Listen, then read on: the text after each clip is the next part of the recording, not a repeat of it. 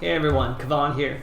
So today I want to talk about imposter syndrome. So we're always thinking about, can people learn something from us? We feel like we're never really good enough to teach people anything. To be honest, I feel the same. But I have two ways to look at it that I want to share with you today. The first is, I think a lot of people think that everyone likes to learn from the top expert. Yes, there are some people who like to do it. But I think there are a big chunk of people who like to learn from people who are just a few steps ahead of them. So how do I know this? Because I do have a few, role model accounts on Twitter that I follow. And when I look at them, whether they're following me back, no, they're not. And I understand why, because we're always trying to learn from people who are a few steps ahead of us. And I'm not, so they're not following me. That makes a lot of sense. When you look at who is going to learn from you, just focus on the people who are a few steps behind you.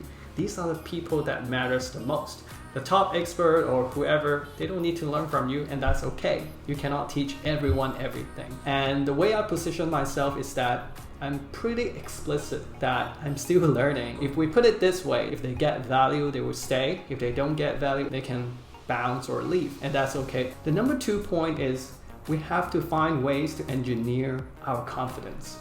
So, 6 months ago when I first started out on Twitter, I knew I was not good enough to create a community. So I start writing articles, I start writing my weekly newsletter, and I start writing tweets and tweet threads. Those are quite easy to write, and anyone can consume them. So I start sharing, and the amazing thing is that people react to them. People say they're finding it useful. So that gave me a little bit of confidence. Okay, I can do a bit more. Then next, I created the Building in Public Definitive Guide, and that gave me a little bit more confidence. Then I created a Twitter DM group just with 8 people, and they're enjoying it so much that gave me a little bit more confidence that I can create a community. And then I realized it's not enough, so I created the 30 days challenge. You can see you don't have to make a big leap to destroy your own confidence. You can do things in baby steps and build up your confidence step by step. And because people are reacting to you, you don't feel like you're not good enough. You feel like the data is telling you to move to the next step. So this is also how I overcome my imposter syndrome. I hope that this video helps you a little bit.